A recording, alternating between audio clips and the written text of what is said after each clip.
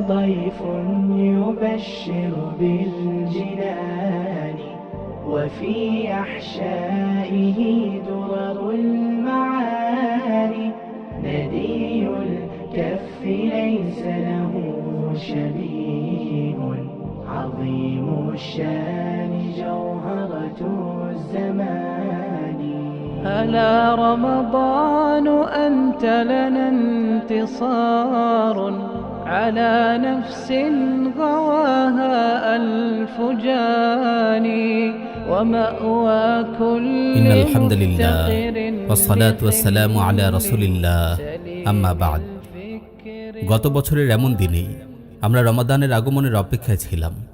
সেই দিন থেকে আজ পর্যন্ত পূর্ণ একটি বছর অতিবাহিত হয়ে গেছে, অথচ আমরা টেরই পেলাম না। পূর্ণ একটি বছর তার স্বাভাবিক গতি ও রীতিতেই চলে গেছে আমাদের জীবন থেকে। এই একটি বছরে আমরা ভালো মন্দ যাই কামাই করেছি, দিনগুলো কিন্তু থেমে থাকেনি। আমাদের ভালো খারাপ আমলগুলো সহকারী সেগুলো অতিবাহিত হয়ে গেছে আমাদের জীবন থেকে। আল্লাহ তাআলা সত্যই বলেছেন, আর তিনিই তো সবচেয়ে বেশি সত্যবাদী। তিনি বলেন, ওয়াতিলকাল আইয়ামু নুদাউিলুহা বাইনান নাস ওয়ালিয়া'লামাল্লাহুল্লাযীনা আমানু ওয়ায়াত্তাখিযা মিনকুম শুহাদা ওয়াল্লাহু লা ইউহিব্বুয যালিমিন। আর এই দিনগুলো আমি মানুষের মধ্যে অদল বদল করি, যাতে আল্লাহ মুমিনদের যাচাই করতে পারেন এবং তোমাদের মধ্য থেকে শহীদদের গ্রহণ করতে পারেন। আল্লাহ জালিমদের ভালোবাসেন না। ইবনে কাসির রাহিমাহুল্লাহ বলেন, আমাদের উপর দিয়ে দিনগুলো বয়ে যায়, চলে যায় দিনের পর দিন, বছরের পর বছর। এভাবে আমাদেরকে নির্দিষ্ট একটি সময়ের দিকে টেনে নিয়ে যাওয়া হচ্ছে। যদি পাহাড় সমপরিমাণ স্বর্ণমুদ্রাও খরচ করি, তবু আমাদের জীবন থেকে যে মিনিট সেকেন্ডগুলো অতিবাহিত হয়ে গেছে সেগুলো আর কখনোই ফিরে আসবে না। অবশ্যই আমাদের জীবনের একটি সীমা আছে, যার পরে আর বেঁচে থাকা সম্ভব না। আর আমার আপনার উপর আল্লাহর সবচেয়ে বড় নিয়ামত হলো আমাদের জীবনকে তিনি দীর্ঘায়িত করেছেন এবং এই পবিত্র রমাদান মাস পর্যন্ত আমাদেরকে সুযোগ দিয়েছেন। কত মানুষ তো এমনও আছে যারা এই রমাদানের পূর্বেই মৃত্যুবরণ করেছে। কত মানুষ এমনও আছে যারা বিগত রমাদানে আমাদের সাথে একত্রে রোজা রেখেছে এবং ঈদ উদযাপন করেছে, কিন্তু আজ তারা মাটির নিচে চাপা পড়ে আছে, মাটির গর্ভে তারা বিলীন হয়ে গেছে। রাসূল সাল্লাল্লাহু আলাইহি ওয়াসাল্লাম ইরশাদ করেন, ইগতানিম খামসান ক্বাবলা খামসিন শাবাবাকা ক্বাবলা হারামিক ওয়া সিহহাতাকা ক্বাবলা সাকামিক ওয়া গিনাআকা ক্বাবলা ফাকরিক ওয়া ফারাগাকা ক্বাবলা শুগলিক ওয়া হায়াতাকা ক্বাবলা মাউতিক। পাঁচটি বিষয় আসার পূর্বে পাঁচটি জিনিসের মূল্যায়ন করো। মৃত্যুর পূর্বে জীবনের, অসুস্থতার পূর্বে সুস্থতার, ব্যস্ততার পূর্বে অবসরের, বার্ধক্যের পূর্বে যৌবনের এবং দারিদ্রতার পূর্বে ধনাঢ্যতার। মুস্তাদরাকে হাকিমে একটি হাদিস বর্ণিত হয়েছে, রাসূল সাল্লাল্লাহু আলাইহি ওয়াসাল্লামকে যখন জিজ্ঞেস করা হলো যে কোন মানুষ সর্বোত্তম, তিনি বললেন, মান তালা উমরুহু ওয়া হাসুনা আমালুহু, যে দীর্ঘ হায়াত পেয়েছে এবং উত্তম আমল করেছে। হে ভাই, আপনিও রাসূলের এই হাদিসকে আপনার জীবনের মধ্যে বাস্তবায়ন করার চেষ্টা করুন। ইমাম আহমদ ও নাসাই রাহিমাহুল্লাহ হযরত আবু হুরায়রা রাদিয়াল্লাহু তাআলা আনহু থেকে বর্ণনা করেন, রাসূল সাল্লাল্লাহু আলাইহি ওয়াসাল্লাম তারা সাহাবীদেরকে রমাদানের আগমনের সুসংবাদ দিতেন। তিনি তাদেরকে বলতেন, ক্বাদ জাআকুম রমাদান শাহরুম মুবারাক ইফতারাদাল্লাহু আলাইকুম সিয়ামাহ তুফতাহু ফীহি আবওয়াবুল জান্নাহ ওয়া ইউগলাকু ফীহি আবওয়াবুল জাহিম ওয়া তুগাল্লু ফীহি আশ-শায়াতিন ফীহি লাইলাতুন খায়রুম মিন আলফি শাহর মান হুরিমা খায়রাহা ফাকাদ হুরিম। তোমাদের কাছে রমাদান মাস এসেছে, এটি একটি বরকতপূর্ণ মাস।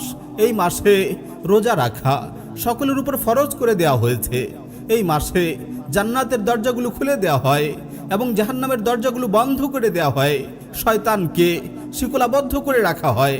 এই মাসে এমন একটি রজনী আছে যেটি 1000 মাসের চেয়ে উত্তম। যে এর কল্যাণ থেকে বঞ্চিত হলো সে বঞ্চিতই হলো। ইবনে রাজব রাহিমাহুল্লাহ বলেন, এই হাদিসটি মানুষকে রমাদান মাসের প্রতি উৎসাহিত করার জন্য অত্যন্ত গুরুত্বপূর্ণ একটি হাদিস। মুমিন কিভাবে এই মাসের সুসংবাদ গ্রহণ না করে থাকতে পারে, যেখানে জান্নাতের দরজাগুলো উন্মুক্ত করে দেওয়া হয়? পাপীরা কেনই বা খুশি হবে না যেখানে জাহান্নামের দরজাগুলো বন্ধ করে দেওয়া হয়? বিবেকবান ব্যক্তি কেনই বা সুসংবাদ পাবে না, কেননা এই মাসে শয়তানকে বেঁধে রাখা হয়। রমাদানের এই সময়গুলোর সাথে বছরের অন্য কোনো সময়ের কোনো তুলনাই হয় না। মুআল্লা ইবনুল ফাজল রাহিমাহুল্লাহ বলেন, তারা বছরের 6 মাস আল্লাহ তাআলার কাছে রমাদান মাস পাওয়ার জন্য দোয়া করতেন, আর বাকি 6 মাস তাদের কাছ থেকে রমাদানের আমলগুলো কবুল করার জন্য দোয়া করতেন। ইয়াহিয়া বিন কাসির রাহিমাহুল্লাহ বলেন, তাদের একটি দোয়া ছিল, আল্লাহুম্মা সাল্লিমনি মির রমাদান ওয়া সাল্লিম রমাদান আলী ওয়া তাসাল্লামহু মিন্নি মুতাকাব্বালা। হে আল্লাহ, রমাদান পর্যন্ত আমাকে নিরাপদ রাখুন, আমার জন্য রমাদানকে নিরাপদ করে দিন এবং আমার কাছ থেকে নিরাপদে রমাদানকে কবুল করে নিন। এমন একটি বরকতময় মাস যেন আমাদের জীবনে সজীবতা আনয়ন করে। রমাদান মাসের কতগুলো বৈশিষ্ট্য আছে, যথা এই মাসে আসমানি কিতাবসমূহ নাজিল করা হয়েছে। রোজা ও কুরআন মুমিনের জন্য সুপারিশ করবে। এই মাসে তারাবি ও অধিক তাহাজ্জুদ পড়ার সুযোগ পাওয়া যায়। এই মাসে তাওবা ও পাপ মোচন করা হয়, শয়তানকে বেঁধে রাখা হয়, জাহান্নামের দরজাগুলো বন্ধ করে জান্নাতের দরজাগুলো খুলে দেওয়া হয়। একে অপরের প্রতি সহমর্মিতার সুযোগ বেড়ে যায়, জাহান্নাম থেকে মুক্তি দেওয়া হয়, সবর শুকর ও দোয়ার আমল বেশি বেশি করা যায়, নেক কাজের বিনিময় বহুগুণ বাড়িয়ে দেওয়া হয়, লাইলাতুল কদর লাভ করা যায়। সুতরাং একজন মুমিন এমন এক বরকতপূর্ণ মাস পেয়ে কেনই বা খুশি হবে না? আল্লাহ তাআলা ইরশাদ করেন, ইয়া আইয়ুহাল্লাযীনা আমানু কুতিবা আলাইকুমুস সিয়ামু কামা কুতিবা আলাল্লাযীনা মিন ক্বাবলিকুম লাআল্লাকুম তাত্তাকুন। হে ঈমানদারগণ, তোমাদের পূর্ববর্তীদের জন্য যেমন রোজা ফরজ করা হয়েছে, তেমনি তোমাদের জন্য তা ফরজ করা হলো, যাতে তোমরা তাকওয়া অর্জন করতে পারো। উলামায়ে কেরাম বলেন, রোজার মধ্যে আল্লাহ তাআলার হিকমত এই নয় যে তিনি মানুষকে খানা পিনা ও সহবাস থেকে বিরত রাখবেন, বরং রোজার হিকমত হলো এর মাধ্যমে মানুষকে তাকওয়ার গুণ অর্জন করার সুযোগ করে দেওয়া হয়। আর রাসূল সাল্লাল্লাহু আলাইহি ওয়াসাল্লামও এদিকে ইঙ্গিত করেছেন।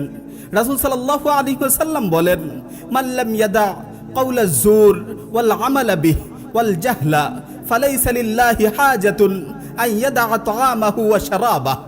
যে ব্যক্তি মিথ্যা কথা এবং মিথ্যা কাজ এবং জাহালাতকে বর্জন করতে পারলো না, তাহলে তার খানাপিনা বর্জন আল্লাহর কোনো প্রয়োজন নেই। এই হাদিস থেকেও প্রতীয়মান হয় যে রোজার দ্বারা আল্লাহ তাআলা মানুষকে সকল পাপাচার থেকে বিরত রাখতে চান। সুতরাং আমার আপনার মধ্যে রোজা দ্বারা রাব্বুল আলামিনের তাকওয়া অর্জন করাই আসল উদ্দেশ্য, কারণ আল্লাহর ভয় অর্জন করাই তো মানুষের সবচেয়ে বড় অর্জন। আর আল্লাহ তাআলার কাছেও পরকালের সুখ শান্তির একমাত্র হকদার হলো মুত্তাকীরা। আসুন সালাফদের অবস্থা নিয়ে কিছু আলোচনা করা যাক। ইমাম বুখারী রাহিমাহুল্লাহ বলেন, যেদিন থেকে আমি বালেগ হয়েছি সেদিন থেকে আমি কোনো মুসলমানের গীবত করিনি। শাফি রাহিমাহুল্লাহ বলেন, আমি কখনো সত্য কিংবা মিথ্যা কোনো বিষয়ে আল্লাহর নামে শপথ করিনি, যদিও আমার শপথ করার সুযোগ ছিল। অনেকেই মুহাম্মদ বিন ওয়াসি রাহিমাহুল্লাহকে বলেছেন যে আপনি হেলান দেন না কেন? তিনি উত্তরে বললেন, হেলান তো দেয় নিরাপদ ও নিশ্চিন্ত ব্যক্তি, আমি তো এখনো পর্যন্ত ভীত সন্ত্রস্ত। হযরত আব্দুল্লাহ বিন ওয়াহাব রাহিমাহুল্লাহ তার নিকট একবার ওয়াইদ ইয়াতাহাজ্জুনা ফিন্নার এই আয়াত তিলাওয়াত করা হলে তিনি অচেতন হয়ে পড়ে যান। সালাফদের একজন বলেন, যেদিন থেকে আমি জেনেছি যে মিথ্যা বলার দ্বারা মিথ্যাবাদীর ক্ষতি হয়, সেদিন থেকে আমি মিথ্যা ছেড়ে দিয়েছি। আবু সুলাইমান আদ-দারানী রাহিমাহুল্লাহ বলেন, আমি প্রতিদিন আয়নার সামনে এসে আমার চেহারা দেখতাম এই ভয়ে যে না জানি গুনার কারণে আমার চেহারা কালো হয়ে গেছে। ইয়াজিদ আর-রাক্কাশী নিজের হিসাব গ্রহণ করে বলতেন, হে ইয়াজিদ, তোমার মৃত্যুর পর কে তোমার পক্ষ থেকে সালাত আদায় করবে? হে ইয়াজিদ, তোমার মৃত্যুর পর তোমার পক্ষ থেকে কে সিয়াম পালন করবে? হে ইয়াজিদ, তোমার মৃত্যুর পর তোমার পক্ষ থেকে কে তোমার রবকে সন্তুষ্ট করবে? এরপর তিনি কেঁদে কেঁদে বলতেন, হে লোক সকল, তোমরা কি নিজেদের ব্যাপারে ক্রন্দন করবে না? মৃত্যু যাকে খুঁজছে, কবর যার আবাস, মাটি যার বিছানা এবং কীট পতঙ্গ যার সঙ্গী, এত কিছু সত্ত্বেও তাকে অন্ধকার কবরে প্রতীক্ষা করতে হবে সেই কিয়ামত দিবস পর্যন্ত। তখন তার অবস্থা কেমন হবে? এমনই ছিল সালাফদের অবস্থা। আমার আর আপনার অবস্থা তাহলে কি? আমরা নতুন নতুন পোশাক পরিধান করি, মজাদার খাবার খাই, সব সময় হারামে লিপ্ত থাকি, আল্লাহর হুঁশিয়ারির কথা ভুলে যাই এবং লম্বা লম্বা আশা করে থাকি, আল্লাহর রহমতের আশা করি এটা আমাদের কেমন আইসি জীবন, কেন জীবনের প্রতি আমাদের এত মায়া, আল্লাহর ভয়ে কেন আমাদের চোখ দিয়ে সামান্য এক ফোঁটা পানিও আসে না। শেষ রাতে আল্লাহর সামনে আমরা আর এখন দণ্ডায়মান হই না, জিকিরের মজলিসগুলোতে আমরা এখন আর ভিড় জমাই না, আমরা নফল রোজাও রাখি না, সাদাকাও করি না। আমাদের জীবনের প্রকৃতি কেন এমন হয়ে গেল? এগুলো ছাড়া কি প্রকৃত জীবনের স্বপ্ন দেখা যায়? এই আমলগুলো না করলে কি সুখ স্বাচ্ছন্দ্যের দেখা মিলবে? না, কখনো না। যদি আপনি রাত্র জাগরণ করতে না পারেন, শেষ রাতে আল্লাহর সামনে দণ্ডায়মান হতে না পারেন, দিনের বেলায় নফল সিয়াম রাখতে অক্ষম হন, তবে জেনে রাখুন আপনি আল্লাহর রহমত থেকে মাহরুম হবেন। আপনি অবশ্যই আল্লাহর রহমত থেকে মাহরুম হবেন। আল্লাহ তাআলা ইরশাদ করেন, ইন্নাল মুত্তাকিনা ফি জান্নাতিন ওয়া নাহার ফি মাকআদি সিদকিন ইনদা মালিকিন মুকতাদির। মুত্তাকিরা থাকবে জান্নাতে ও তার মধ্যস্থিত নদীতে, সত্যের আসনে, মহাশক্তিধর মালিক আল্লাহর সান্নিধ্যে। যে ব্যক্তি সালাফদের জীবনী পাঠ করে সে অবশ্যই জানবে যে যুগে যুগে কি পরিমাণ মানুষ পরিপূর্ণ দিন পালন করে, এর সংখ্যা অতি নগণ্য। তাই বর্তমানেও আমাদের মাঝে এই উত্তম গুণাবলী হাসিলের জন্য চাই সালাফদের জীবনী নিয়ে বেশি বেশি আলোচনা এবং গভীর অধ্যয়ন। তাই আসুন আমরা সালাফদের জীবনী নিয়ে আরও কিছু আলোচনা করি। তারা কিভাবে আমলে ব্যস্ত থাকতেন সেই দৃশ্য দেখে আসি। হযরত ইবনে ওমর রাদিয়াল্লাহু তাআলা আনহু থেকে বর্ণিত, তিনি বলেন, ওমর রাদিয়াল্লাহু আনহু মৃত্যু পর্যন্ত ধারাবাহিকভাবে রোজা রেখে গেছেন। আর নেককারদের সর্দার, পাপিষ্ঠদের হত্যাকারী হযরত ওসমান রাদিয়াল্লাহু আনহু এর সম্পর্কে আবু নাঈম বলেন, দিনের বেলায় তিনি দান খায়রাত ও রোজার আমল করতেন, আর রাতের বেলায় সালাতে মনোযোগী থাকতেন, বিপদ আপদকে পরীক্ষা মনে করতেন এবং আল্লাহর সাথে একান্ত আলাপচারিতাকে নিয়ামত ভাবতেন। জুবাইর বিন আব্দুল্লাহ তার দাদা থেকে বর্ণনা করেন যে হযরত ওসমান রাদিয়াল্লাহু তাআলা আনহু যুগ যুগ ধরে রোজা রাখতেন এবং রাতের শুরু ভাগে একটু ঘুমোতেন আর বাকি সময় সালাতে দণ্ডায়মান থাকতেন। তাকে যখন শহীদ করা হয় তখন তার হাতে পবিত্র কোরআনে কারীম ছিল এবং তখন তার দাড়িও গাল বেয়ে অশ্রু গড়িয়ে পড়ছিল। রাসূল করিম সাল্লাল্লাহু আলাইহি ওয়াসাল্লামের অত্যন্ত প্রিয় সাহাবী ছিলেন তিনি, সত্যের পক্ষে বলিষ্ঠ ছিলেন, তিনি ইসলামের তৃতীয় খলিফা ছিলেন। আর হযরত আবু তালহা আল আনসারী রাদিয়াল্লাহু আনহু এর অবস্থা, যার সম্পর্কে রাসূল সাল্লাল্লাহু আলাইহি ওয়াসাল্লাম বলেছেন, সাউতু আবি তালহা ফিল জাইশ খায়রুম মিন আলফি রাজুল। সৈন্য দলের মধ্যে আবু তালহার আওয়াজ 1000 পুরুষের চেয়ে উত্তম। তার ব্যাপারে হযরত আনাস রাদিয়াল্লাহু তাআলা আনহু থেকে বর্ণিত আছে, তিনি বলেন, হযরত আবু তালহা রাদিয়াল্লাহু তাআলা আনহু রাসূল সাল্লাল্লাহু আলাইহি ওয়াসাল্লামের আমলে যুদ্ধের কারণে রোজা রাখতেন না। অতঃপর যখন রাসূল সাল্লাল্লাহু আলাইহি ওয়াসাল্লামের ইন্তেকাল হয়ে যায়, আমি তাকে 2 ঈদের দিন ছাড়া অন্য কোনো সময় রোজা ভঙ্গ করতে দেখিনি। হাকিমুল উম্মাহ সাইয়্যিদুল কুররা হযরত আবু দারদা রাদিয়াল্লাহু তাআলা আনহু বলেন, রাসূল সাল্লাল্লাহু আলাইহি ওয়াসাল্লামের নবুয়ত প্রাপ্তির পূর্বে আমি ছিলাম একজন ব্যবসায়ী। অতঃপর যখন তিনি নবুয়ত পেলেন তখন আমি ব্যবসাও করতাম, ইবাদতও করতাম। অতঃপর যখন দুটিকে একত্রে পালন করা কঠিন হয়ে দাঁড়ায় তখন আমি ব্যবসাকে ছেড়ে ইবাদতকেই অগ্রাধিকার দিলাম। তার ব্যাপারে তার স্ত্রী বলেন, তার দুনিয়াবি কোনো হাজত ছিল না। তিনি রাতে সালাত আদায় করতেন আর দিনে সিয়াম পালন করতেন আর আল্লাহর জন্য সাদাকা করতেন। শ্রেষ্ঠ আবেদ ইমাম আব্দুল্লাহ বিন ওমর রাদিয়াল্লাহু তাআলা আনহু এর ব্যাপারে নাফি রাহিমাহুল্লাহ বলেন, ইবনে ওমর রাদিয়াল্লাহু আনহু সফর অবস্থায় রোজা রাখতেন না আর মুকিম অবস্থায় রোজা ছাড়তেন না। অবশ্যই তার ব্যাপারে রাসূল সাল্লাল্লাহু আলাইহি ওয়াসাল্লামের একটি বাণী যথেষ্ট। রাসূল সাল্লাল্লাহু আলাইহি ওয়াসাল্লাম তার ব্যাপারে বলেন, নি'মার রাজুলু আব্দুল্লাহ, আব্দুল্লাহ কতই না উত্তম বান্দা। হযরত সাঈদ ইবনে জাবের রাদিয়াল্লাহু তাআলা আনহু থেকে বর্ণিত, তিনি বলেন, যখন ইবনে ওমর রাদিয়াল্লাহু তাআলা আনহুর মৃত্যুর সময় ঘনিয়ে এসেছে তখন তিনি কেঁদে কেঁদে বলছিলেন, দুনিয়ার কোনো কিছুর জন্য আমার কোনো কষ্ট নেই, কোনো আক্ষেপ নেই, তবে 3টি জিনিসের আক্ষেপ আমার রয়ে গেছে। 1, রোজার সময় দ্বিপ্রহরের তৃষ্ণা।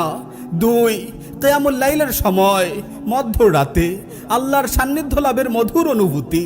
তৃতীয়টি হলো অত্যাচারী গোষ্ঠীর সাথে আমার যুদ্ধ করতে না পারা, যেমন হাজ্জাজ বিন ইউসুফ সহ এমন আরো যারা আছে। এই তিনটি বিষয়ের জন্য আমার আফসোস রয়ে গেছে। অর্থাৎ দিনের বেলায় আর কখনো রোজা রাখতে পারবো না, রাতে আর কখনো দীর্ঘ সময় দাঁড়িয়ে দাঁড়িয়ে সালাত আদায় করার সুযোগ হবে না, এবং এই জালেমের সাথে আমি যুদ্ধ করতে পারলাম না। হযরত রাজা বিন হায়াত থেকে বর্ণিত, তিনি আবু উমামা রাদিয়াল্লাহু তাআলা আনহু থেকে বর্ণনা করেন, রাসূল সাল্লাল্লাহু আলাইহি ওয়াসাল্লাম একবার এক যুদ্ধ বাহিনী প্রস্তুত করছেন। তখন আমি তার কাছে এসে বলেছি, ইয়া রাসূলুল্লাহ, আমার জন্য শাহাদাতের দোয়া করুন।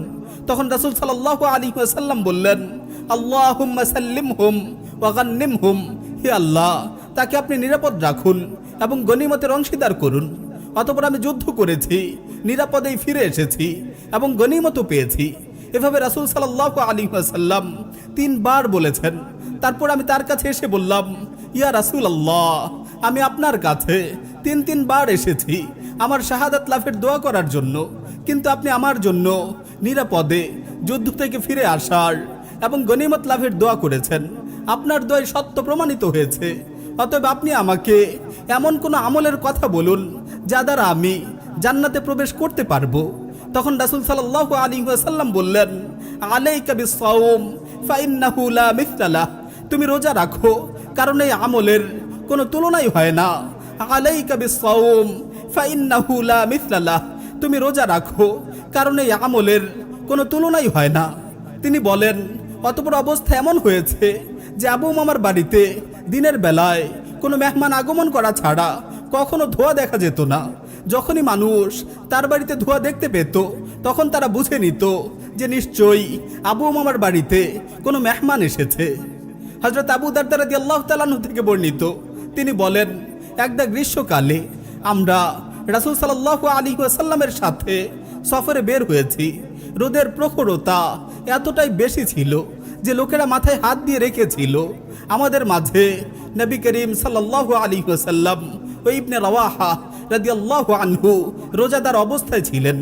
আর হযরত মাসরুক রাদিয়াল্লাহু আনহু এর ব্যাপারে শাবি রাহিমাহুল্লাহ বলেন, একদিন আমি তাকে দেখতে এসেছি, তখন তিনি রোজাদার অবস্থায় ছিলেন। দীর্ঘ সিয়াম পালনের কারণে তিনি জীর্ণশীর্ণ হয়ে পড়েছিলেন।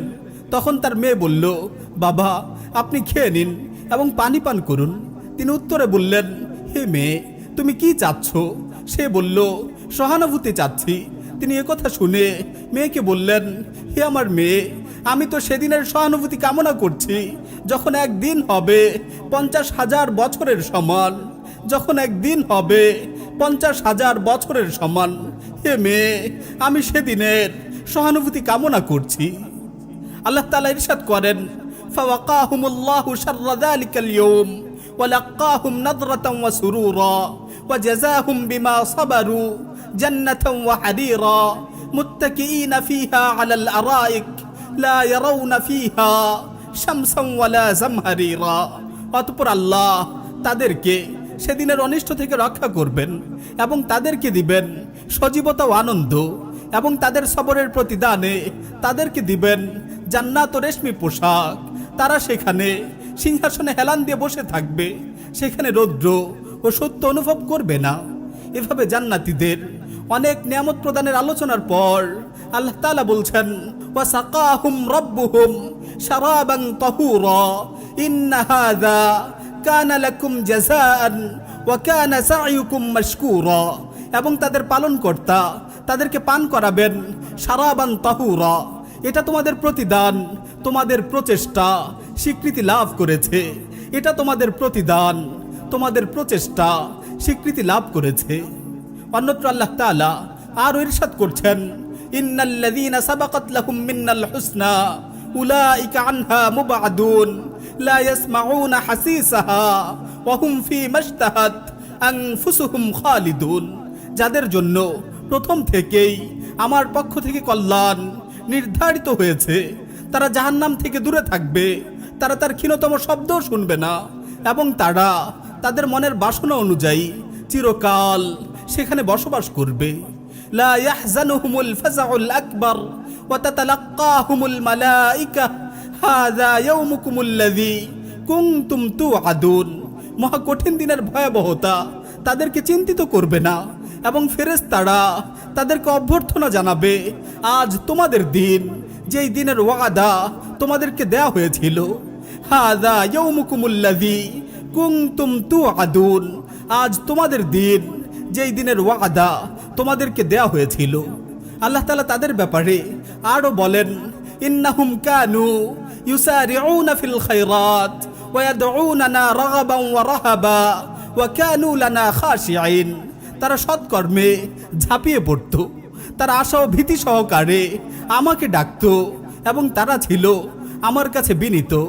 তিনি আরো বলেন, ওয়া আকবালা বা'দুহুম আলা বা'দিন ইয়াতাসাআলুন ক্বালু ইন্না কুন্না ক্বাবলু ফি আহলিনা মুশফিকিন ফামান্নাল্লাহু আলাইনা ওয়া ওয়াকানা আযাবাস সামুম ইন্না কুন্না মিন ক্বাবলু নাদউহু ইন্নাহু হুয়াল বাররুর রহিম। জান্নাতীরা একে অপরের কাছে এসে বিভিন্ন বিষয় জানতে চাইবে। তারা বলবে, আমরা তো আগে দুনিয়ার জীবনে আমাদের পরিবার পরিজনের মাঝে আল্লাহর শাস্তি সম্পর্কে শঙ্কিত ছিলাম, অতঃপর আল্লাহ আমাদের প্রতি অনুগ্রহ করেছেন এবং আমাদেরকে জাহান্নামের শাস্তি থেকে রক্ষা করেছেন। আমরা আগেও আল্লাহকে ডাকতাম, নিশ্চয় তিনি পরম দানশীল, করুণাময়। প্রিয় ভাই ও বোনেরা, রোজাদারদের কয়েকটি ধরন আছে। যে ব্যক্তি পানাহার থেকে বিরত থেকেছে তার রোজা হবে অভ্যাসের কারণে। যে ব্যক্তি রোজা অবস্থায় সুদ ও হারাম থেকে বেঁচে থাকে অতঃপর হালাল খাদ্য দ্বারা ইফতার করে, তাহলে তার রোজা অভ্যাসের সাথে সাথে ইবাদত হিসেবে গণ্য হবে।